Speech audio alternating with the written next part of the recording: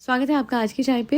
मैं आपको बता दूं, पॉडकास्ट शुरू करने से पहले एक इसी miracles is my second channel.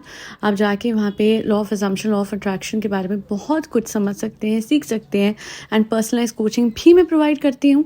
फिलहाल ग्रुप कोचिंग के लिए जो है वो सारे स्लॉट्स फुल हैं। हाँ, पर्सनलाइज कोचिंग अगर आपको चाहिए ज़रूर कॉन्टैक्ट कीजिए @akcmiracles@gmail.com। एंड सब्लिमिनल्स भी मैं बना रही हूँ, बीच में थोड़ा सा मैंने गैप ले लिया था। So for subliminals as well you can mail me and I will send you the details. अब आ जाते हैं मेन पॉडकास्ट पे।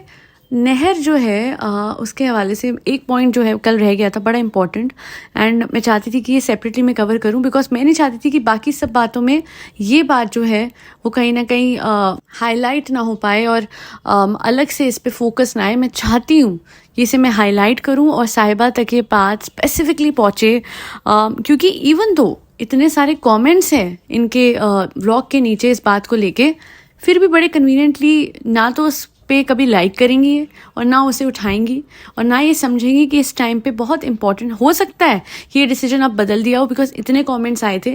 बट मैं इतना ही बोलूँगी कि साहिबा, यहाँ पे नहर की जगह आप अपनी बेटी को रख दो, ठीक है? मुझे पता है इनका बेटा है, मैं सिर्फ हाइपोथेटिकली बात कर रही हूँ। आप नहर की जगह अपनी बेटी को रख दो। Will you ever send your daughter alone to मदाहा विथ 4 स्ट्रेंजर्स? कभी भी नहीं है। अपनी बेटी को कभी भी 4 अनजान आदमियों के साथ नहीं भेजेंगी। लोग कहेंगे नहीं नहीं वो तो दोस्त हैं। वेट, वो अनजान है नहर के लिए, वो उसके कोई रिश्तेदार नहीं है, वो उसके चाचा मामा ताया नहीं लगते। आज भी कहूँगी, पहले भी कहा था, सत्यमेव जयते का एक एपिसोड आया था जिसमें कुछ बच्चियों के साथ तो उनके खुद के घरों में भी गलत हो जाता है। सोचिए, और माहौल इस तरीके का है आज का कि आपको चाहे किसी पे कितना भी भरोसा हो, बच्चे को हमेशा कहीं भी भेजना हो तो एक कहते हैं ना, माँ या बाप दोनों में से कोई एक तो साथ होना ही चाहिए। और घर का कोई रिश्तेदार भी नहीं है अभी तो इसके साथ। ये तो वो लोग हैं जो कि जाहिद के दोस्त हैं। जाहिद के दोस्त हो या साहिबा के दोस्त होते, मुझे कोई फ़र्क नहीं है। मुझे तो इतना पता है कि ये बच्ची जो है, इसको चाहे पढ़ाई में अब नुकसान हो या ना हो, 4 दिन ऊपर हो या नीचे हो, लेट से टिकट मिले या जल्दी मिले, इसे अपने फादर के साथ ही जाना चाहिए। अगर सगा भाई होता तो उसके साथ, वरना अदरवाइज ये नहीं चलेगा। अपनी कन्वीनियंस से देखिए, कंटेंट क्रिएशन आपने कर लिया ना, उसके बाद अगर आप अपने हस्बैंड क्यों नहीं भेजते, आप जाहिद को भेज दो। हालांकि क्या मुझे जाहिद पे बहुत ज़्यादा ट्रस्ट है, मतलब क्या बोलूँ, मैंने उसके कुछ ऐसे व्यवहार पिछले दिनों देखे हैं। वो आपको खिजा वाला एपिसोड पता होगा कि उसके उस टाइम के बाद से तो मुझे कोई जाहिद भी कोई बहुत खास इंसान नहीं लगता। I am not saying that he is a bad person, उसकी इल इंटेंशंस हैं, और ना ही मैं ये कह रही हूँ कि जाहिद के दोस्त जो हैं उनकी कोई गलत या बुरी इंटेंशन है। But all I am trying to say is कि अनजान लोगों के साथ बच्ची को नहीं भेजना चाहिए। और अगर कोई नहीं जा पा रहा है तो मैं तो कहती हूँ यहाँ पे साहिबा को चले जाना चाहिए और उसको छोड़ के आना चाहिए। बट उसका तो बच्चा है ना, न्यू बॉर्न बेबी है। For her it's not feasible, it's not something that can be done. तो कोई बात नहीं, आप उसके फादर को आने दो, चाहे टिकट बात की कितनी भी बात की मिले, उसके फादर के साथ ही भेजो। आपके इस्लाम में इतना एलैबोरेटली महरम और नामहरम के हवाले से लिखा हुआ है, तो फिर आपको एक ख्याल क्यों नहीं रहता कि इस बच्ची को आप 3 से 4 अजनबियों के साथ कैसे सेंड कर सकते हैं? इनके ब्लॉग पे कमेंट आया है, नहर को नामहरम के साथ नहीं भेजना चाहिए, इट्स नॉट गुड। इन्होंने ये भी लिखा है कि अगर जाहिद के फ्रेंड्स के साथ लेडीज हैं कोई तो ठीक है, अदरवाइज नो। एग्जैक्टली, अगर वो अपनी वाइफ के साथ आए हैं, है ना, तो भेजने में, क्योंकि उनकी फैमिली है साथ में, तो ये जा सकती है वापस। बट अगर ये 4 आदमी आए हुए हैं तो आप नहीं कर सकते हो ये कि इस बच्ची को आप अकेले भेजो। तो एक एक्सेप्शन यही आती है कि चलो जी ठीक है, वो फैमिली वाले हैं, फैमिली के साथ आए हैं तो फैमिली के साथ वापस भेज दो। फिर कोई औरत वहाँ पे है इस बच्ची की रेख देख करने को, इसका ध्यान करने को, it's all right. But otherwise no. ये आप सोच भी कैसे सकते हो कि आप 4 अजनबियों के साथ एक बच्ची को भेज दोगे, चाहे वो कितने भी ट्रस्टवर्दी क्यों ना हो। बात ट्रस्ट की नहीं है, बात है उसकी सेफ्टी की। बात है कि वो लोग इसके जानने वाले नहीं हैं। बात ये है कि आपकी वो जिम्मेदारी है, और जिम्मेदारी निभाने का नाम ये नहीं होता कि जिम्मेदारी से पीछा छुड़ाओ, कैसे भी करके वापस भिजवाओ, मुझे नहीं पता, मुझे फ़र्क नहीं पड़ रहा, जो भी लोग हैं, नहीं। ये होता है कि सेफ्टी से वो जाए, जानने वालों के साथ जाए, और हो सके तो अपने फादर के साथ वापस जाए। मुझे किसी ने लिखा है कि खिजा आंटी पहले खुद पढ़ लो, बाद में देना नहर को ज्ञान कि उसको कितनी पढ़ाई में लॉस हो रहा है and all of that. Actually I do feel that Khiza wants नहर to go from here. She doesn't want any kind of attention कि नहर की तरह साहिबा की जाए। थोड़ा सा वो जेलसी फैक्टर, हो सकता है मैं गलत हूँ, बट मुझे ऐसा लग रहा है कि शायद है, हल्का बहुत तो वो है ही। तभी उसको ये हो रहा है कि फटाफट से नहर चली जाए, बिकॉज साहिबा का सारा फोकस खिजा पे हो, उसे वही चाहिए। वो जो अटेंशन डिवाइड हो जाती है, नहर नहर नहर हो रहा होता है, वो खिजा को मुझे लगता है उतना पसंद नहीं आ रहा। मतलब बट ऑब्वियस है, ह्यूमन नेचर है, इसमें ऐसी कोई बुरी बात भी नहीं है, हो जाता है। एक बच्चा जब पूरे टाइम उधर एक घर में रह रहा है और फिर दूसरा कोई आ जाए और उस पर ज़्यादा फोकस, उस पर ज़्यादा ध्यान, उसको ज़्यादा प्यार मिले, क्योंकि एक्चुअली फॉर साहिबा नहर is a content, right? She is a prop for her content, sorry, she is not a content, she is a prop for her content. तो जैसे नानी जी है, नहर है, तो इससे वो जो भी नया कोई आता है उन पे ज़्यादा फोकस करने लगती है। एंड खिजा जो है मतलब पढ़ने की जब बात आ जाती है, जब वो पढ़ाई पे इतना ज्ञान दूसरों को दे रही है, I guess she should focus just on her self. दोनों में ज़्यादा एज डिफरेंस नहीं है। और जब खिजा, अच्छी बात है, ठीक है, आप पुश कर रहे हो पढ़ाई के लिए नहर को, बट उसमें आपको खुद पहले अपने आप पे भी ध्यान देना पड़ेगा। It's not like she is been studying for years, लगातार डेडिकेटेडली, गुड रिजल्ट और बैड उसकी बात नहीं है, बट अगर पढ़ाई पे उसका जनरली भी ध्यान होता तो मैं समझती कि हाँ ठीक है, नहर को कहना समझ आता है, हाँ जी बहुत सही गाइड कर रही है, बट अपना खुद का देखें, अपने आप को समझें and then guide someone else. And suddenly माहौल घर का, साहिबा कह रही है, बड़ा अजीब सा हो गया है, बड़ा अजीब सा हो गया है। आई गेस अजीब सा इसलिए हुआ है बिकॉज आपको ना पढ़ाई करवानी पड़ रही है खिजा से।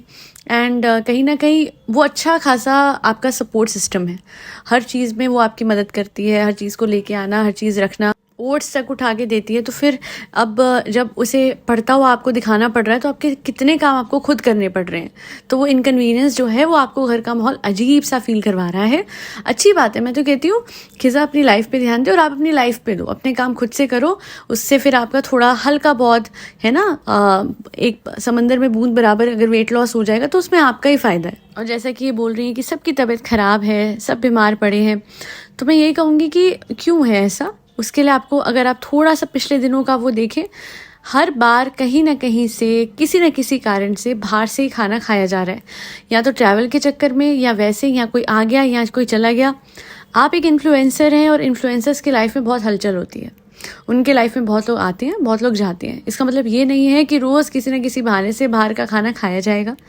अगर आपको लगता है कि आप कहीं बाहर जा रहे हो और आपने एक बार इतना सा टिफ़िन ले लिया to show that you are eating very healthy, whereas आपको भी पता है रात का डिनर जो कभी बिरयानी होगा तो कभी तेल की तरी वाली कोई और सब्जी, क्योंकि जाहिद के फ्रेंड्स आ गए, क्योंकि ये हो गया, क्योंकि, और फिर खाना दिखाते हुए ये भी कहना है कि आप लोगों की नीयत रहेगी, आपने खुद भी ऑर्डर कर लेना। It's good that you promoting your restaurant, but it's not good कि आप आए दिन बाहर से खा रहे हो और आपका परिवार खा रहा है।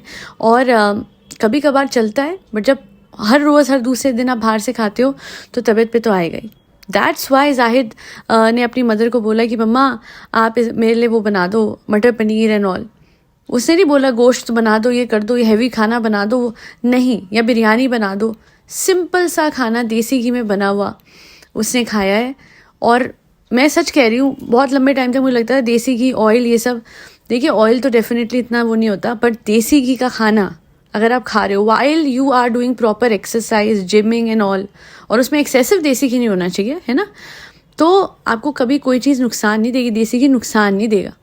पहले लोग देसी घी ही खाते थे, भर भर के दूध पीते थे, देसी घी खाते थे, अपनी खुराक एकदम बढ़िया। क्यों? क्योंकि कहीं भी जाना होता था चल के जाते थे, चल के आते थे, है ना।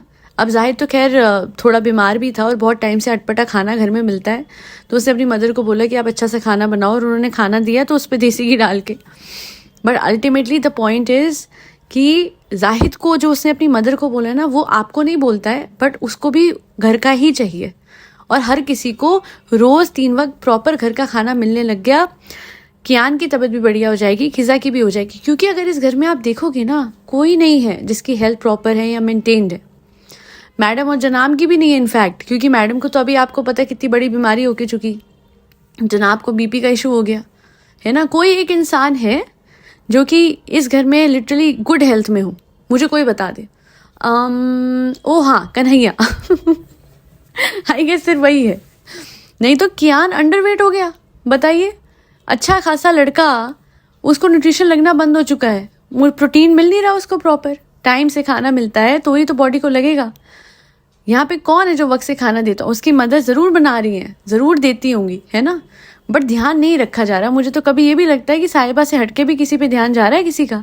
एक एक इंसान की तबीयत जब बिगड़ी होती है ना, तो घर को इंट्रोस्पेक्ट करना पड़ता है कि क्या गड़बड़ है घर के खाने पीने में, घर की सफाई में, कि हर कोई बीमार है, हर किसी का मन अजीब सा हो रखा है।